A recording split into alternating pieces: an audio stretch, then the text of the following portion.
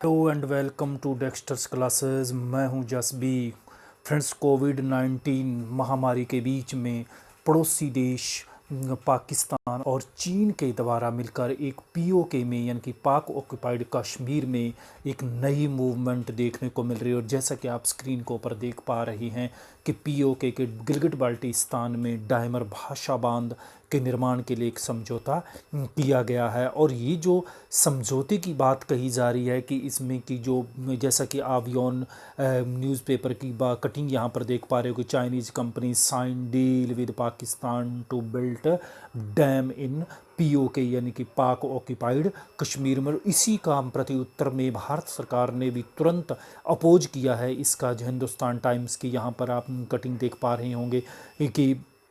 India oppose Pakistan China move to built major dam in Gilgit Baltistan यानी कि PoK के गिलगिट बाल्टिस्तान के अंदर जो ये डैम बनाया जा रहा है दोनों देशों की कंपनी के द्वारा मिलकर, यानी कि जो चाइना की जो सरकारी कंपनी है उसका नाम है चाइना पावर, और पाकिस्तान की जो आर्मी की जो कमर्शियल कंपनी है उसका नाम है फ्रंटियर वर्कर्स ऑर्गेनाइजेशन यानी कि FWO के द्वारा जो एक बड़ी डील की गई है। और यह डील की गई है 442 बिलियन रुपए की यह डील की गई, यानी कि 5.8 बिलियन डॉलर का जो ये एक समझौता हुआ दोनों देशों के बीच में समझौता हुआ डैम बनाने के लिए, वो उसका भारत सरकार के द्वारा विरोध किया जा रहा है। क्यों विरोध किया जा रहा है? क्योंकि यह गिलगिट बाल्टिस्तान भारत के क्षेत्र में आता है और ये गिलगिट बाल्टिस्तान यानी पीओके भारत का अखंड क्षेत्र है ये, जिसको पाकिस्तान ने अवैध रूप से कब्जा है। वो तो इसी के विरोध में भारत के द्वारा ये मूव उठाया गया है, अपोज किया गया है कि पाकिस्तान को भारत की संप्रभुता का और चाइना को भारत की संप्रभुता, दोनों देशों को हमारी इस संप्रभुता का ख्याल रखते हुए इस क्षेत्र को शीघ्र ही खाली कर देना चाहिए। इस प्रकार की किसी भी परियोजना को यहाँ पर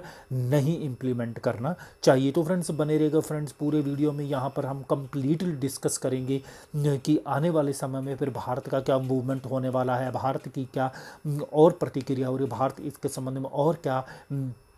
कदम उठाने वाला है। क्योंकि देखिए थोड़े दिनों पहले जैसे ही गिलगिट बाल्टिस्तान की खबर आई थी और मैंने इसके ऊपर वीडियो बनाया था कि वहाँ के सुप्रीम कोर्ट के द्वारा गिलगिट बाल्टिस्तान में चुनाव करवाने की मंजूरी दे दी गई है पाकिस्तानी सरकार को। और उसके बाद भारत ने त्वरित गति से उसका खंडन करते हुए, उसका विरोध करते हुए कहा था कि यह हमारा क्षेत्र है और इसके ऊपर आप किसी भी प्रकार की इस प्रकार की गतिविधि नहीं कर सकते। उसके बाद भारत ने शीघ्र यानी कि भारतीय मौसम विभाग का जो फोरकास्ट जारी होता उसके अंदर इसको शामिल करके पाकिस्तान को ये संदेश दे दिया था कि यह क्षेत्र हमारा और हम शीघ्र ही इसके ऊपर एक बड़ा डिसीजन लेने वाले। तो उसके बाद में तिलमिलाए हुए चाइना और पाकिस्तान के द्वारा इसके ऊपर अब हाल ही के अंदर इस प्रकार की गतिविधि करो। इसके ऊपर एक और वीडियो हमने बनाया था कि जिस प्रकार पाकिस्तान चाइना के द्वारा भारतीय बॉर्डर के ऊपर अतिक्रमण किया गया, सेना के साथ क्या झड़पें की गई, उसके बाद ये जो सारा घटनाक्रम हुआ वो हुआ था गिलगिट बाल्टिस्तान का ही। तो इसके ऊपर एक और इनके द्वारा डैम बनाकर भारत की संप्रभुता को एक बड़ी चुनौती दे दी गई है। तो फ्रेंड्स इसके ऊपर हम कंप्लीटली एनालिसिस करेंगे, डिस्कस करेंगे, तो बने रहेगा वीडियो में। फ्रेंड्स वीडियो कंप्लीटली सुनने के बाद आप क्या इस विषय के बारे में समझते हैं तो उसके ऊपर आप हमें कमेंट बॉक्स में अवश्य दीजिएगा। लेकिन उससे पहले हम यहाँ पर गिलगिट बाल्टिस्तान के जिक्र करना चाहेंगे कि देखिए जो गिलगिट बाल्टिस्तान की हम बात करें, ये जो आप ग्रीन पोर्शन देख पा रहे होंगे तो इसको हम बोलते पीओके यानी कि पाक ऑक्युपाइड कश्मीर, यानी कि कश्मीर को पाकिस्तान के द्वारा अधिकृत किया गया है। और ये लेकिन पाकिस्तान ने इसको दो पार्ट्स में बांटा हुआ है, यानी कि जो ये ऊपर का पोर्शन आप यू कैन सी जो आप देख पा रहे होंगे इसको बोलता है वो गिलगिट बाल्टिस्तान, और नीचे जो ये पोर्शन है इसको बोलता है वो आज़ाद कश्मीर। उसने अलग अलग इस तरह से भाषा में किया लेकिन हम इसको बोलते हैं पीओके। और इसी रीजन की बात हम बात कर रहे हैं कि इसी रीजन में ये गिलगिट बाल्टिस्तान में ही पाकिस्तान के द्वारा चाइना के साथ मिलकर एक डायमर भाषा बांध का निर्माण किया जा रहा है। अब यहाँ पर जो एग्रीमेंट इन दोनों देशों के बीच में वो हुआ है चीनी पावर कंपनी जो ये एक सरकारी कंपनियां और यहाँ पर फ्रंटियर वर्क्स ऑर्गेनाइजेशन जो पाकिस्तान की जो एक कॉमर्शियल कंपनी, यहाँ की सेना की जो कॉमर्शियल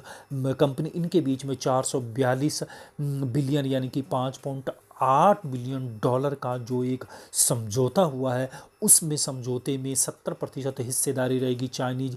कंपनी की और 30% हिस्सेदारी रहेगी इसकी पाकिस्तान की FWO की यानी कि पाक आर्मी की एक कॉमर्शियल कंपनी को। और ये बड़ी ताज्जुब की बात है यहाँ पर कि पूरा का पूरा जो होल्ड है वो पाकिस्तान के चाइना के द्वारा किया जा रहा है और ये चाइना इस प्रोजेक्ट को भी अपने सी पैक में शामिल कर रहा है, यानी कि चाइना पाकिस्तान इकोनॉमिक कॉरिडोर में शामिल किया जा रहा है। अब यहाँ पर हम थोड़ा सा बात कर लेते हैं कि डायमर जो बांध की हम बात करेंगे कि ये जो डायमर बांध है, इसको मैप में देखने से पहले मैं चाहूँगा कि ये जो जो डैम बनाया जा रहा है वो बनाया जा रहा है इंडस रिवर पर। ये जो नीले कलर की जो पट्टी देख पा रहे हो ये है इंडस रिवर यानी कि सिंधु नदी। तो इसको पहले हम मैप में यहाँ पर निहारिएगा, पहले आप इसको यहीं पर आप ये मैप है तो यह जो नदी निकलती है, जो इंडस नदी यानी कि सिंधु नदी है वो निकलती है तिब्बत प्लेटों से, और तिब्बत प्लेटों में एक मानसरोवर जो झील है यहाँ से निकलकर ये जाती है लद्दाख में, और लद्दाख से होते हुए और लद्दाख में पीओके को आज का जो गिलगिट बाल्टिस्तान है भारत सरकार के द्वारा नए मैप में लद्दाख टेरिटोरी में शामिल किया गया, यानी केंद्र शासित प्रदेश में ही शामिल किया गया। तो ये यहाँ से गिलगिट बाल्टिस्तान से होते हुए ये कम्प्लीटली पाकिस्तान में बहती है, यानी कि पाकिस्तान के पानी का एक बड़ा स्रोत है और वो है कौन सा है, ये इंडस रिवर है यानी कि सिंधु नदी। और उसी में से ही फिर ये नदियाँ निकलती जो भारत में 3 नदियाँ प्रमुख रूप से बहती है, रावी सतलुज और व्यास नदियाँ हैं वो भी इसी के साथ हैं, झेलम चनाब और ये नदियाँ भी प्रमुख रूप से इसी की ही सहायक नदियाँ हैं, प्रमुख रूप से 6 नदियाँ इसकी सहायक नदियाँ। लेकिन अब यहाँ पर हम बात करेंगे, अब ये तो होगी इसकी सिंधु नदी की बात। अब यहाँ पर डैम को लोकेशन देख लीजिएगा आप ज़रा, ये है हमारा ये जो इंडस वैली सॉरी इंडस जो रिवर है ये निकलती है मानसरोवर लेक से निकलकर ये बहती है पीओके में, ये जो ऊपर का हिस्सा है ये तो पीओके के में ही बहते हुए ये पाकिस्तान में जाती है। और ये जो जगह है यहाँ पर देख पा रहे होंगे कि इधर है खैबर पख्तून, ये खैबर पख्तून और पीओके के बीच में ये डैम बनाया जा रहा है, यानी कि जो खैबर पख्तून का जो स्थान है वो है कोहिस्तान और गिलगित बाल्टिस्तान का जो ज़िला है डायमर ज़िला, तो इन्हीं के बीच में ये बनाया जा रहा है। देखिए ये अब कमाल की बात है, चाइना बहुत चालाक है कि यदि उनको ये लगता है कि कल को भारत यदि इसको हथियार लेता है वापस अपने रीजन को प्राप्त कर लेता है तो कहीं मेरा डैम प्रभावित हो, तो इसलिए उसके द्वारा ज़्यादा क्षेत्र उसको शामिल किया गया है, वो किया गया है कोहिस्तान के अंदर, यानी कि खैबर पख्तून जो पाकिस्तान का एक प्रांत है उसमें है, और कुछ हिस्सा इसका डैम का आता है वो आता है गिलगिट बाल्टिस्तान में। और गिलगिट बाल्टिस्तान में क्यों शामिल किया गया थोड़ा सा हिस्सा, क्योंकि इसी में से ही सी पैक निकला है, यानी कि Pakistan China economic corridor Gilgit Baltistan से निकलता है जिसका भारत के द्वारा लगातार विरोध किया जा रहा है। तो ये बात यहाँ पर थोड़ी सी आप ध्यान में रखिएगा कि ये दो प्रांतों यानी कि खैबर पख्तून और गिलगिट बाल्टिस्तान के बीच में, यानी कि ये खैबर पख्तून जो कोहिस्तान और डायमर जिला हुआ है गिलगिट बाल्टिस्तान इसी के ऊपर है, सिंधु नदी के ऊपर है। और हालांकि इससे पहले यदि ये आज का ही नहीं है लेकिन इससे पहले जो प्रोजेक्ट शुरू किया गया था वो किया गया था सबसे पहले 1980 में प्रस्तावित किया गया था, लेकिन 1980 में ये सिर्फ प्रस्तावित किया गया था, उसके बाद में फिर इसके ऊपर कोई कार्रवाई नहीं, क्योंकि भारत सरकार का कड़ा विरोध किया जा रहा था। तो उस समय फिर 98 के अंदर पुनः नवाज शरीफ के द्वारा शुरू करने की कोशिश की गई थी, लेकिन भारत ने इसके ऊपर कड़ा विरोध करते हुए इस प्रोजेक्ट को रुकवा दिया गया था। फिर उसके बाद इस 2010 के अंदर भी वापस शुरू करने की कोशिश की गई, लेकिन उस समय फंड की भारी कमी थी चाइना के पास में, सॉरी पाकिस्तान के पास में। और फिर पाकिस्तान इस प्रोजेक्ट के लिए IMF और वर्ल्ड बैंक के पास गया और उन्हें इसके लिए फ़ंड लेने देने की बात कही गई तो फिर वहाँ पर आईएमएफ और वर्ल्ड बैंक के द्वारा भारत की कूटनीति के चलते हुए ये फंड देने से मना कर दिया, और भारत ने कहा, और इन्होंने ये कहा, आईएमएफ और वर्ल्ड बैंक ने कहा कि यह एक विवादित क्षेत्र में आता है, पहले आप इस विवादित क्षेत्र को खल कीजिए और भारत सरकार की मंजूरी लेकर आइए, उनका एनओसी लेकर आइए, तब हम आपको फंड देंगे, अदरवाइज आप फंड नहीं दो। उसके बाद ये ठंडे बस्ते में चला गया। लेकिन वर्ष 2018 में पुनः चाइना के द्वारा इस प्रोजेक्ट को शुरू करने के लिए कहा गया था, लेकिन उस समय इन्होंने पाकिस्तान सरकार के द्वारा यानी कि इमरान खान के द्वारा इसका रिजेक्ट कर दिया था उस प्रस्ताव को। लेकिन आज की तारीख में यदि हम बात करें तो एक तरफ कोविड-19 से कंप्लीटली पाकिस्तान की अर्थव्यवस्था जर्जर है, पाकिस्तान के अंदर भारी संकट आया हुआ है, तो ऐसे में उसे रोजगार लोगों के लिए चाहिए, ऐसे में उसे आर्थिक सहायता चाहिए। तो इसी के लिए अब उसने मजबूर होकर ही ये एक भारी भरकम ये प्रोजेक्ट क्या है को मंजूरी दे दिया, यानी कि समझौता कर लिया है। और ये कुल 8 मिलियन एकड़ में और 272 मीटर ऊंचा ये बांध है, और इसे रोलर कॉम्पैक्ट कंक्रीट से बना हुआ दुनिया का एकमात्र बांध भी कहा जाएगा। तो ये इसके बारे में थोड़ी सी बांध के बारे में जानकारी है। अब यहाँ पर हम बात कर लेते हैं कि थोड़ा सा हम यहाँ पर बात कर लेते हैं कि सिंधु नदी जल, क्योंकि ये सिंधु नदी पर भारत और पाकिस्तान के बीच में सन 1960 में